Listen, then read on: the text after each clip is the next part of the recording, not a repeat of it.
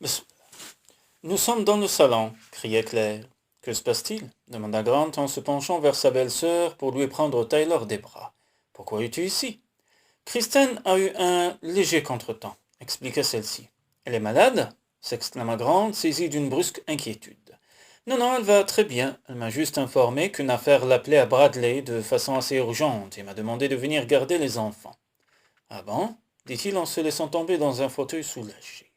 L'espace d'un instant, il envisagea de lui confier ses projets, puis il se ravisa, songeant qu'il devait en parler avec Kristen auparavant. Je veux dire, ajouta-t-il d'une voix qu'il espérait détachée, heureusement que tout va bien, sinon je ne sais pas ce que nous deviendrons avec les enfants. Je suis ravi de te l'entendre dire, répliqua Claire, car je trouve que tu te ménages pas beaucoup, Kristen. Te rends-tu compte que depuis 2 semaines qu'elle est là, elle a eu à peine une minute pour elle? 12 jours, corrigea Grant, avant de se rendre compte que cette précision le trahissait.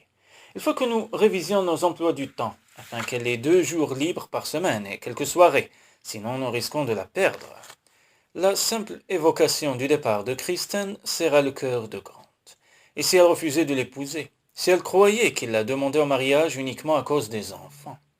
Afin qu'elle n'eût aucun doute sur ses sentiments, il allait ce soir même étudier avec Evan la possibilité d'alléger ses horaires. Cette décision ne parvint pas cependant à soulager le poids qui lui comprimait la poitrine. L'absence soudaine de Kristen ne lui paraissait pas normale, et il avait le pressentiment qu'un problème était survenu, suffisamment important pour l'éloigner de lui. Comment vivrait-il sans elle si elle partait, et si elle était déjà partie? Après s'être garé devant le cabinet du notaire, Kristen se glissa en hâte dans l'immeuble, peu soucieuse d'être aperçue par quiconque. Il n'y avait personne derrière le bureau de la réceptionniste, une seule lampe était allumée, répandant un éclairage diffus. Il y a quelqu'un cria-t-elle. Un homme courteau, aux cheveux gris, parut dans l'encadrement d'une porte située derrière le bureau. Il lui tendit la main en disant « Vous devez être Kristen, je suis Arnie Garrett. » Après l'avoir salué, Kristen laissa aussitôt retomber sa main. En chair et en os, il paraissait encore plus visqueux qu'au téléphone. À voir l'état de son bureau, on devinait que ses affaires avaient été prospères. Mais l'ameublement était maintenant vieilli, défraîchi. N'en changeait-il pas parce qu'il avait l'intention de partir bientôt en retraite, ou parce qu'il n'en avait pas les moyens? Quoi qu'il en fût, l'alliance du mobilier poussiéreux, de la lumière blafarde et de cet homme à l'air sournois lui donna la chair de poule. Allons jusqu'à mon bureau, proposa celui-ci en lui faisant signe de le précéder. Kristen avait cru que dans cette pièce, brillamment éclairée, celle-là, son interlocuteur lui paraîtrait moins sinistre.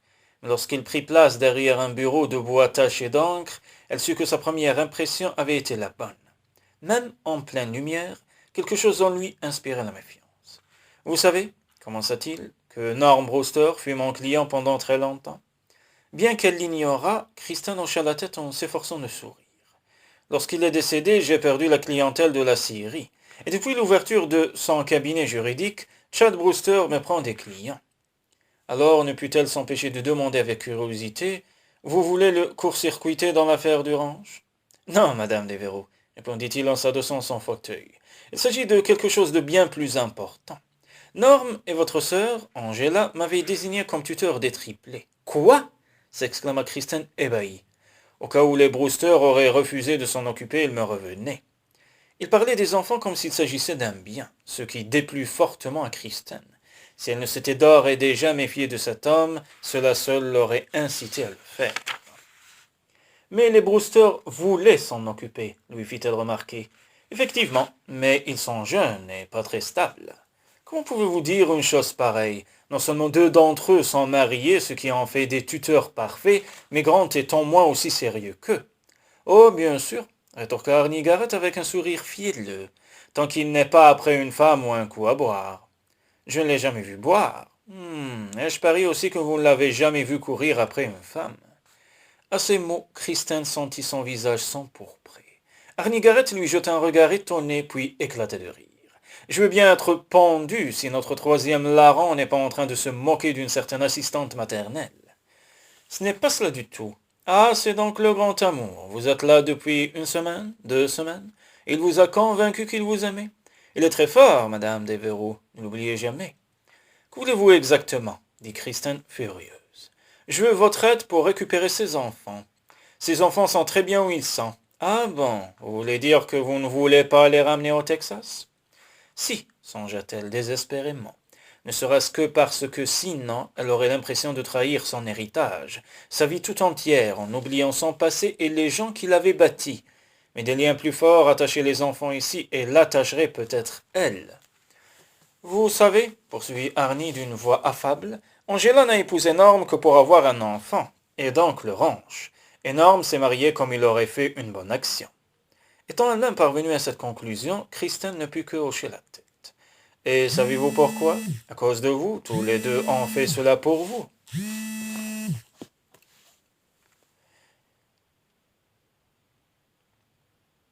Les yeux de Kristen se remplirent de larmes et elle balbutia. Mais elle ne pouvait pas, elle n'aurait pas.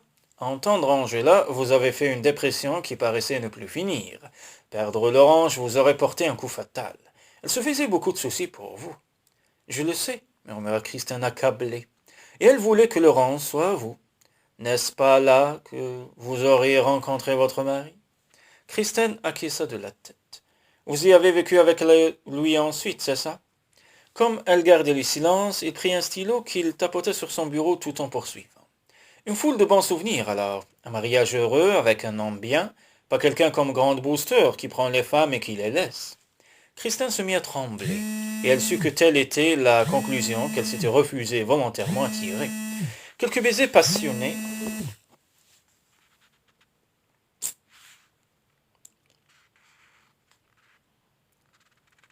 l'avaient aveuglée, l'empêchant de voir la réalité. Grant l'avait séduite dans sa propre maison, et sans se soucier de savoir s'il allait la faire souffrir, ou si les enfants risquaient de perdre celle qui veillait sur eux. Il ne pensait qu'à lui-même, et elle avait failli flétrir de souvenirs de Bradley à cause de lui. Vous et moi, nous pourrions avoir ce ranch. Kristen releva la tête. Elle avait totalement oublié que quelqu'un se trouvait dans la pièce. Ce serait l'enfance de l'art, ajouta Arnie avec un sourire. Comme vous avez vécu dans la maison pendant 2 semaines, vous êtes bien placé pour certifier qu'on ne s'occupe pas correctement des enfants. Leur garde m'en sera alors confiée, et moi je m'occupe de récupérer le ranch. Lorsque la pluie commença à tomber, l'inquiétude de Grant se mit en panique. Le ciel était d'un noir d'encre, et dans ces forêts déjà sombres, les routes devenaient dangereuses pour qui les connaissait mal, ce qui était le cas de Kristen.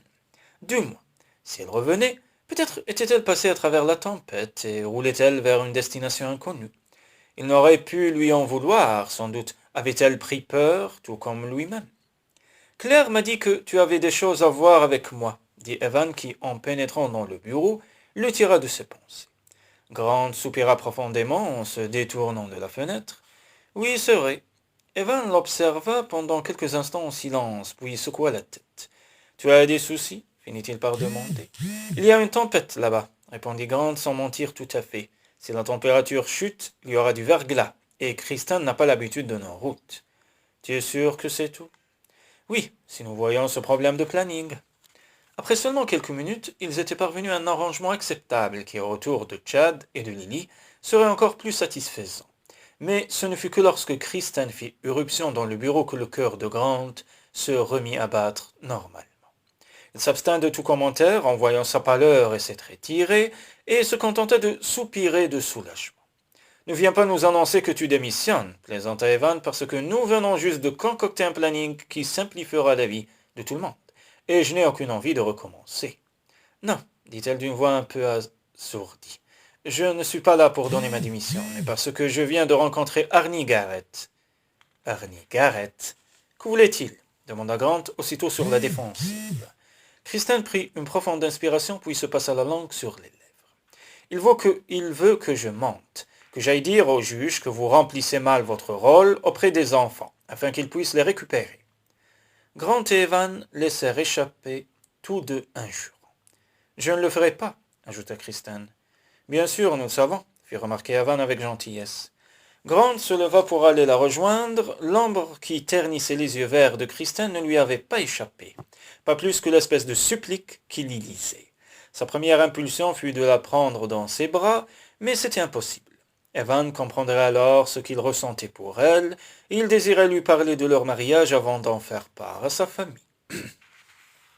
Il se contenta donc de la regarder dans les yeux, s'efforçant de lui transmettre tout l'amour et toute la reconnaissance qu'il éprouvait, et dit simplement: Je te remercie, Kristen. Et maintenant, ajouta-t-il, tu devrais aller prendre un long bain chaud et te coucher, nous parlerons demain matin. Lorsqu'elle posa ses yeux tristes sur lui, il eut l'impression qu'un étau se resserrait autour de son cœur. Mais bien qu'il devinât à quel point elle désirait être réconfortée, il ne pouvait malheureusement pas donner libre cours à sa tendresse. Evan et moi avons des tas de choses à discuter ce soir, reprit-il avec une douceur qu'il espérait convaincante. Tu as certes refusé la demande d'Arnie, mais tout n'est pas terminé pour autant, car il a sûrement quelque chose en tête, et il faut que nous en parlions. Le regard que Grant posait sur elle irradiait une chaleur qui réconforta Kristen. Elle lui donna la patience d'attendre qu'il en eût fini avec Evan. Certes, elle aurait pu avouer qui elle était et demander de l'aide en présence de ce dernier, mais pour parler de leurs sentiments plus intimes, il leur fallait être seuls. Aussi acquiesça-t-elle de la tête avant de gagner le salon où elle retrouva Claire, qui feuilletait un magazine. Les enfants dorment demanda-t-elle en s'asseyant à son tour. Répondit Claire d'un air absent. Alors, les aventures dans la grande ville? Oh, ne m'en parle pas. Je viens juste de prévenir Grant et Evan car Garrett me demandait de témoigner contre eux, afin qu'ils puissent récupérer la garde des triplés. C'est un serpent, ce type. C'est drôle, dit Kristen en riant pour la première fois de la journée. C'est exactement ce que j'ai pensé. Tu veux en parler? Je crois que je dois parler à Grant d'abord. Tu as sans doute raison, concéda Claire après l'avoir observé en silence. Alors pour penser à autre chose, que dirais-tu d'un chocolat chaud? Je préfère attendre ici. Je ne voudrais pas manquer Grant. Tu sais, il risque d'en avoir pour un moment avant que toute sa rage soit épuisée. Se doutant qu'elle avait raison, Kristen la suivit dans la cuisine, et puisque Claire s'était occupée des enfants tout l'après-midi, elle insista pour préparer les chocolats. Ta rencontre avec Arnie a l'air de t'avoir éprouvé, fit observer Claire lorsqu'elle s'assit en face d'elle. Ce n'est rien de le dire. Peut-être devrais-tu en parler, insista Claire gentiment. De nouveau, Kristen faillit révéler son secret, mais si elle voulait éviter de blesser Grant et bénéficier de toute sa compréhension, il lui fallait le voir d'abord. Lorsqu'elle secoua la tête, Claire se mit à lui raconter les péripéties de sa journée avec les triplés. De fil en aiguille, elles parlèrent de la jeunesse de Claire, de sa collaboration avec Norm Brewster, dont elle avait été l'assistante de la Syrie. Kristen aurait pu l'écouter pendant des heures, raconter les potins de la petite ville, mais lorsque Claire bâilla, elle l'imita aussitôt. « Oh, dit Claire en s'étirant, je crois que je vais prendre Cody et rentrer à la maison. »« Mon Dieu, s'exclama Kristen en jetant un coup d'œil à l'horloge, il est minuit. Je ferais peut-être mieux de laisser Cody dormir là où il est, fit remarquer Claire avec une grimace. C'est une bonne idée. Et Evan? Nous sommes venus dans 2 voitures, fit remarquer Claire avec un petit sourire. Tu te souviens?